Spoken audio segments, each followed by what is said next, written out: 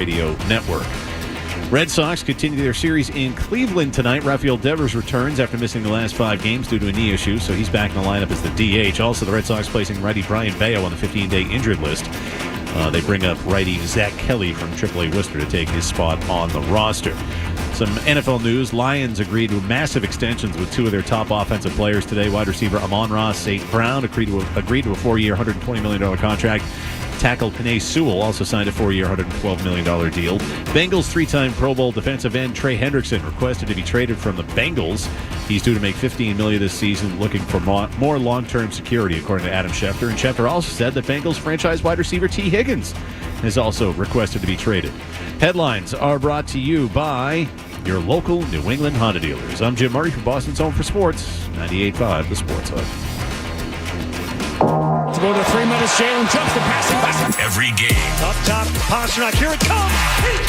Is one step closer to the goal. The steal, flies over Grayson. This is the home of the Bruins and the Celtics and their road to the playoffs. Boston's Home for Sports, 98.5 The Sports Hub. Now, you have dog crap in your system. This is the Baseball Hour with Tony Maz. They did nothing this offseason. Brought to you by Bigelow Tea, Corona, Gravely Zero-Turn Lawnmowers, Jackson Lumber, Team Impact, Blue Moon Belgian White, and FindMassMoney.gov. On 98.5 The Sports Hub. Are you very concerned, or what's your level of concern? He'll be okay. This is more about taking care of him. Hopefully he'll be back, when he's supposed to come back. So, he's very important for this organization, not only now but in the future. And I think we take care of this, and he'll be fine. So, obviously there's no guarantees, but from my end, I'm not that concerned. Okay, there we go. That's where we're going to start tonight on the Baseball Hour. And let me tell you, it is really the Baseball Half Hour. We'll open up the phone lines right away. 617-779-0985 is your number. If you want to talk baseball, you have a limited amount of time in which to do it.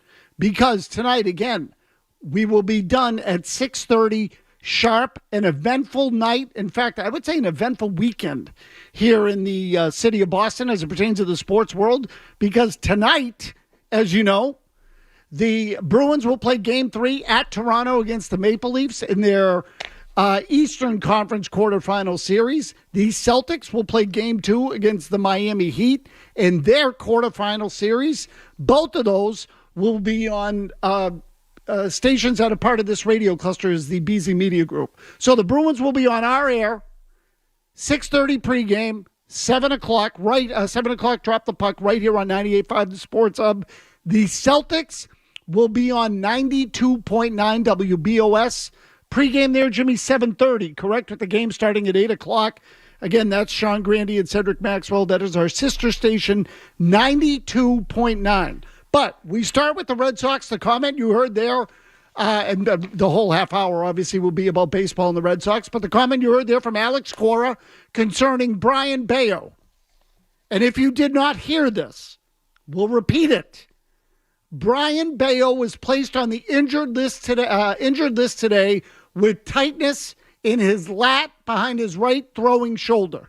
He becomes, if you count Lucas Giolito, the 4th Red Sox starter to go on the injured list in the early part of the season. And this to me is there's a direct line to be drawn between these injuries and the Red Sox pitching philosophy. It's impossible not to draw the line between the number of sliders and off-speed pitches the Red Sox are throwing, particularly sliders. Andrew Bailey's pitching philosophy as the new pitching coach and the number of guys who have ended up on the injured list already for the Red Sox. If you count Lucas Giolito, which you should, and here is why.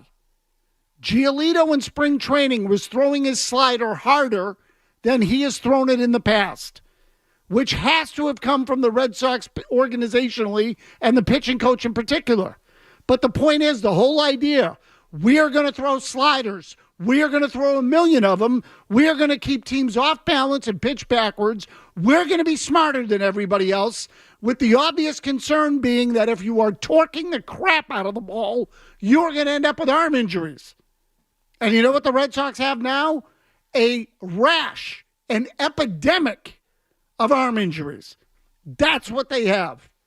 I don't know how you can look at this any other way than say the pitching philosophy is working, but it's chopping down the pitchers as much as it is the opposing batters. So again, 617-779-0985. And let me give you the particulars as it relates to the injuries.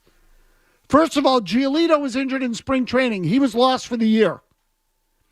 Had never previously really had any injuries as a big league starter. Since he became a big league starter, a regular part of a rotation, Lucas Giolito really had not missed a start. Nick Pivetta had never missed a big league start because of an arm injury, had a flexor strain in his right forearm. He went on the injured list early in the year. He was throwing the ball pretty well. I believe that was after his third outing. Pivetta went on the injured list. Now, Garrett Whitlock then went on with an oblique strain. Whitlock has a history of injury problems, but nonetheless, he also went on the disabled list. That's number 3. Number 4 now, Brayan Bello, with some lat tightness in the back of his right or behind his right shoulder. He is now on the injured list. Alex Cora said there he doesn't expect it to be a long absence from Brayan Bello. I will warn you that he said the same thing about Nick Pivetta, who still hasn't come back. We are basically less than a month into the season. 3 or 4 weeks tops, closing in on 4 weeks. The Red Sox have already placed 4 of their original 6 starters, or their top 6 starters, on the injured list, which should absolutely have you concerned and leads to really a separate discussion, which is the pitching staff in general. Given the injuries that the Red Sox have had on their staff in the early part of this season, and I'm sorry, I should say on their roster in the early part of this season. And again, an epidemic of injuries. Trevor Story out for the season. Rafael Devers back in the lineup tonight. Hasn't really been himself since the first couple of games of the year. He has missed significant time of late. Tyler O'Neill just returned to the lineup. He has had injury issues. So he got in that collision with Devers in the outfield, missed some time, came back and played last night. But you get the idea.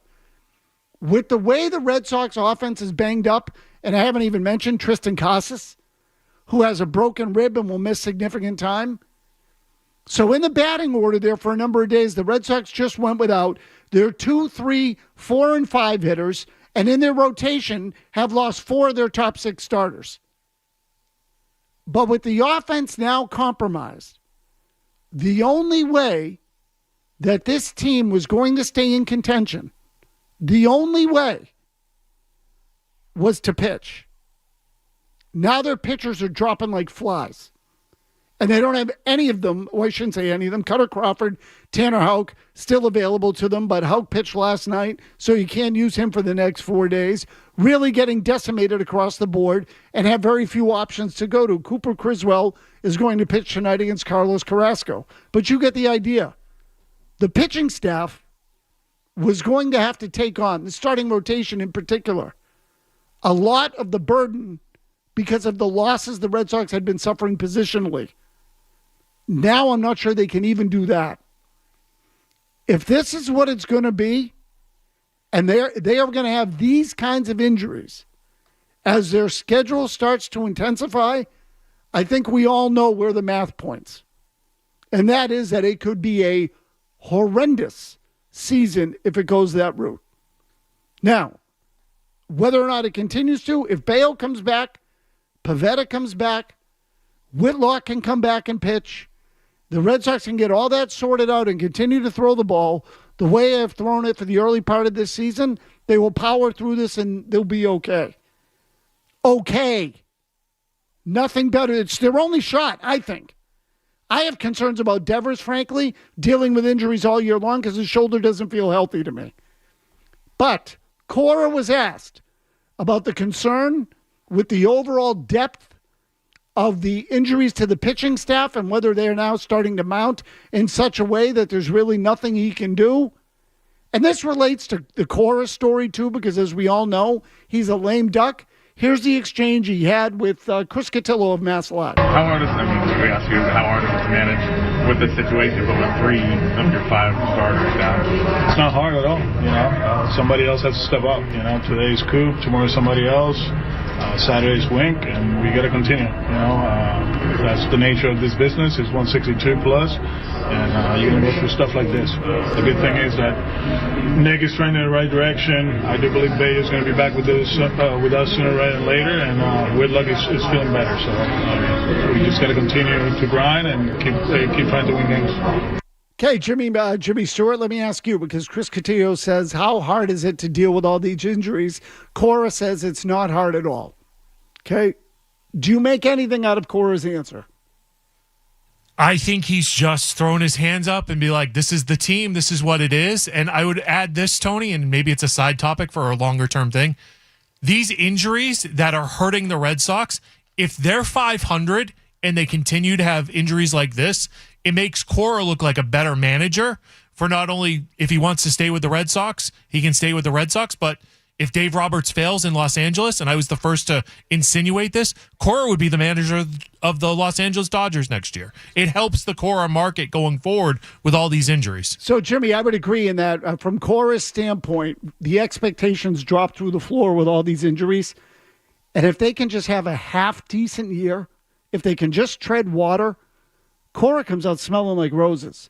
He's almost in a no-lose situation now. And I will tell you that of all the things that were said and all the things that the ramifications of these injuries on the pitching staff, the thing you should feel best about as a follower of the Red Sox is the way Alex Cora answered that question. Okay, it's not hard at all. Cora in the past, when Chaim Bloom was here, when things were bad, Cora might have said, thrown his hands up more acutely, said, well, we don't have the depth to handle this. In other words, you might have sensed the frustration in his voice. And you know what he's saying now? Hey, it doesn't matter. We still got to play. We still got to play, which is what a manager should say. Because as much as the Red Sox would love to just, and the Red Sox, certain members would love to throw their hands up and say, you know what, let's bag the season. We'll start all over and we'll see you in 2025. They can't. And so what Cora did tonight in Cleveland and speaking with the media was to make no excuses. We got to go out and we got to play, which is exactly what he should have been doing at the trading deadline last year, the trading deadline the year before that, because he had a team that was capable of a little more than what it gave. I don't want to say the Red Sox underachieved the last couple of years because I think their personnel was lacking, but I do think that any chance they had was going to have to come from overachievement and defying ownership and management, and they didn't do that. I think Cora was part and parcel to that. And that's attitudinally. If Correct. They believed they could win, they should go out there and win, and they didn't the last 2 years. They're like, we're good. Like, our front office doesn't believe in us. Why should we bother? Exactly right. And right now, they're not doing that. They're not doing it. Which is good. That means we might have a decent baseball season, Tony. So it's the only chance they have, Jimmy, is with mental strength. Their mental toughness. If they don't have that, forget it. They'll collapse and they'll be one of the 5 worst teams in baseball. 617-779-0985 is your number. We will get to your calls and touch on something Jared Carabas said last night about the fans' point of view. We'll get to that next on the Baseball Hour. This is the Baseball Hour with Tony Maz. Hey, it's Maz for Bigelow Tea, and you know what I like more than anything? Same thing as most.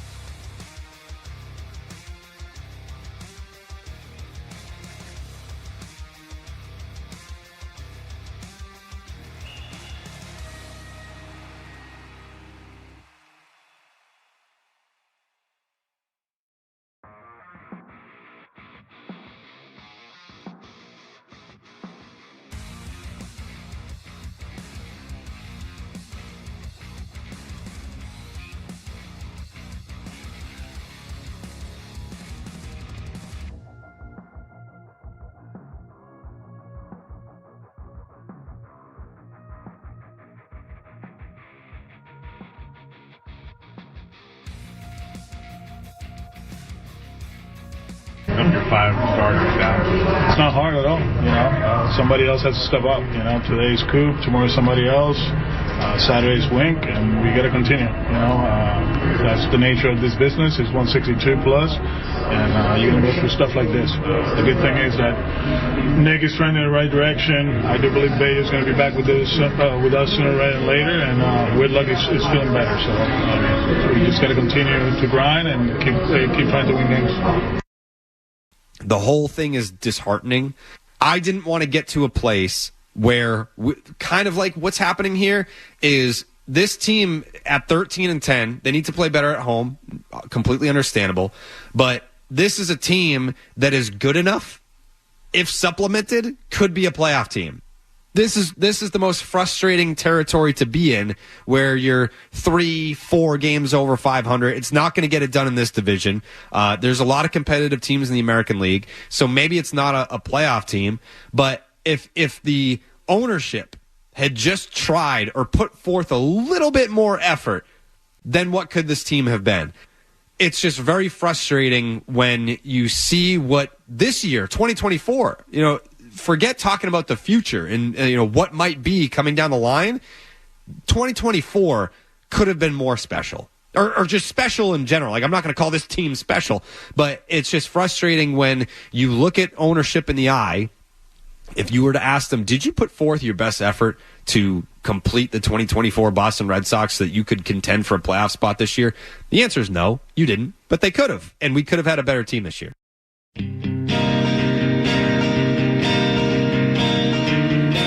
So again, that was Jared Carabas on the Baseball Hour last night.